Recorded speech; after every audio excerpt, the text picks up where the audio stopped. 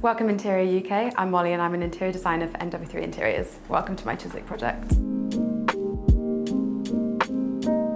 When we were initially designing the hallway, we really wanted to retain the original tiles. They were this very cool pattern of blue, yellow, red, black, but unfortunately they couldn't be salvaged. So we ended up choosing something quite dramatic because we kind of wanted to replace the original kind of drama as you walked in, which was really cool, which is why we opted for these very patterned tiles, which you can probably only get away with in a small space. So I think they worked really well to incorporate some colour, some texture, especially considering it was quite a light, bright area with all of the white walls.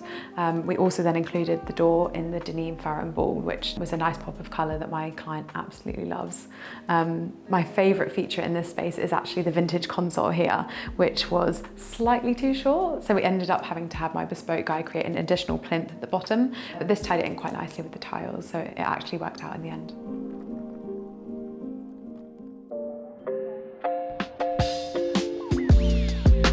Quite hard to pick a favourite room in this house, but this is probably my second favourite, which you'll understand why later. And it's not because I don't love it, it's an incredible space. And it all started with this specific material here. My client had followed me on Instagram and had seen that I'd posted a photo of this, and it's one of my favourite worktops ever. It's so bold and it's so striking.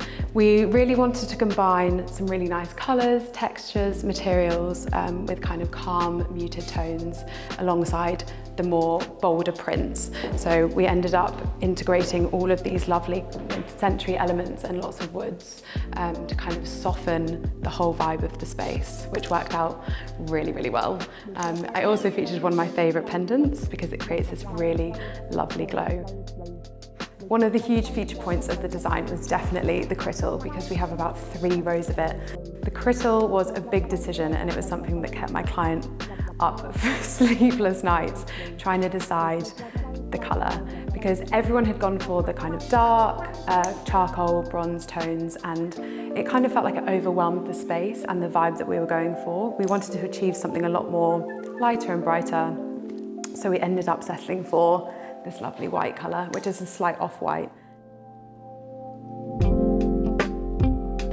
So this is my favourite room by far.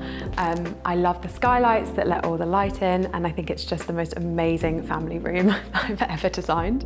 There's actually a lot of things in here that I could talk about because every single one of these pieces has a little place in my heart, including this amazing vintage coffee table, the Fredericia armchairs, this huge comfortable sofa from Knoll, this Dweese chair that was actually done in a bespoke fabric that both my client and I fell in love with.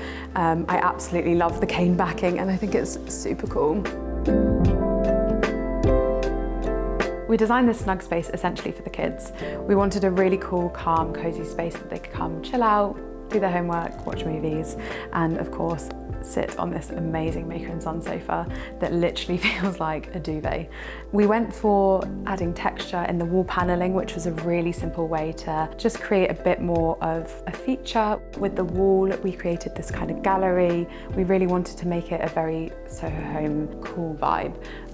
Some of the wallpaper we actually used in the house and in the design in the rest of the spaces we put in frames, which is quite a nice link to some of the other design elements within the space and the house.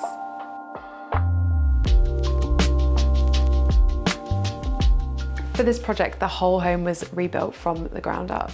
So when we remodeled the staircase, we managed to retain these stained glass windows, which was quite a debate between my client and I because she absolutely loves them.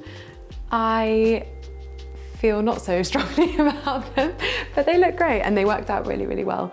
It's really nice, obviously, to retain parts of the property that were already existing, and it keeps a part of the history of the house, so we're quite lucky that we managed to retain them despite my initial desire not to. When I was given the architect's plans by the clients, we had 4 doors in this corridor, which made it feel quite blocked off. This bathroom was a huge toilet shower room, which just didn't work for the usability of the space. We had a guest room and her daughter's room, and we didn't want people fighting over the toilet and the shower at the same time. So we created the 2 separate spaces. When I did that, that meant that we could create a kind of really nice archway, which was a replica of the crittle detail that we designed downstairs. So you'll see that there's a lot of arches in this space.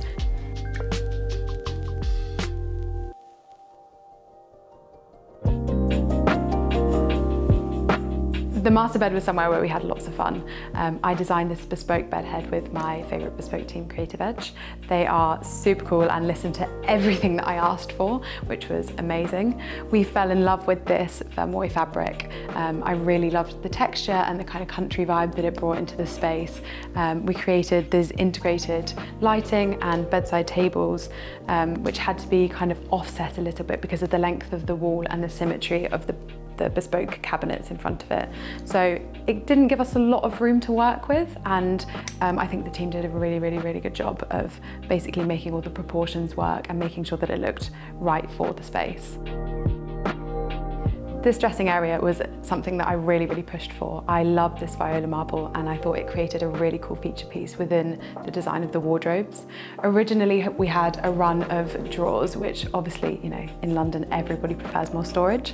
So it was a bit of a war with my client and her husband, especially as he insisted on having a TV. Not that you'd know, because it's a Samsung picture frame TV, which was quite a nice compromise, basically. We originally had a stool here, but we fell in love with this chair, and even though it took forever, it was definitely worth it in the end. You may notice in the project we used a lot of double doors because they are very space saving and create this really nice kind of boudoir opening feel when you have them in, especially areas like a dressing room or a master bedroom or a bathroom. So the main starting point was the floor tiles. I wanted to have a natural stone rather than something that was kind of out of a catalogue or off the shelf. I think the mix of materials really makes it something more unique. And then of course we had layerings of the different tiles and styles for this back kind of feature wall. The main burgundy theme was then something obviously that we replicated through from the master bedroom, creating all those connections with all those different spaces. We brought the crittle from downstairs up into the bathrooms, but this time in a really lovely bronze finish, and this was to complement all of the sanitary and hardware that was used throughout the home. Although there are brass accents in here, we went for the bronze because bronze can typically lend itself better into period homes because it's more timeless. Matte black tends to have quite a harsh aesthetic and is quite trending, so we tend to stick more with the bronze tones or an antique brass, and I feel like that gives it a bit more of longevity in terms of the design.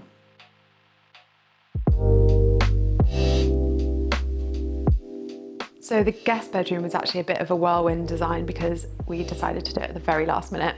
And thankfully I'd already kind of planned what I wanted to do in my head, and it started with this incredible headboard from By Lydia. I saw it on Instagram and just immediately fell in love and thought it was so cool and such a statement piece. You can do something a lot more kind of interesting and bold with the guest bedroom that you can't do in normal bedrooms, and that is because you don't have somebody going in there all the time. It doesn't have to be so calm, so you can do brighter, bolder colours. And we integrated obviously this kind of really cool ochre colour and matched it with the blues and the greens to create a very cool textured patterned guest bedroom that people absolutely love.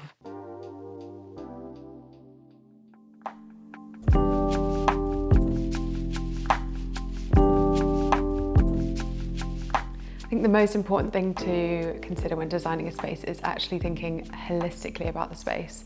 So it's never objectively one thing or another, it's thinking about the room in its entirety.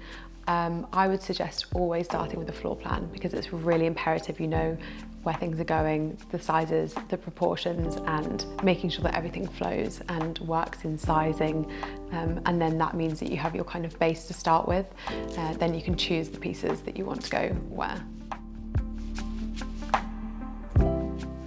I think a design trend that is here to stay is definitely wall paneling. It was something that we saw come up on Instagram maybe 2 or 3 years ago from memory, and it kind of took Instagram by storm. Everybody was using it, and it's a really cool way to add texture and detailing.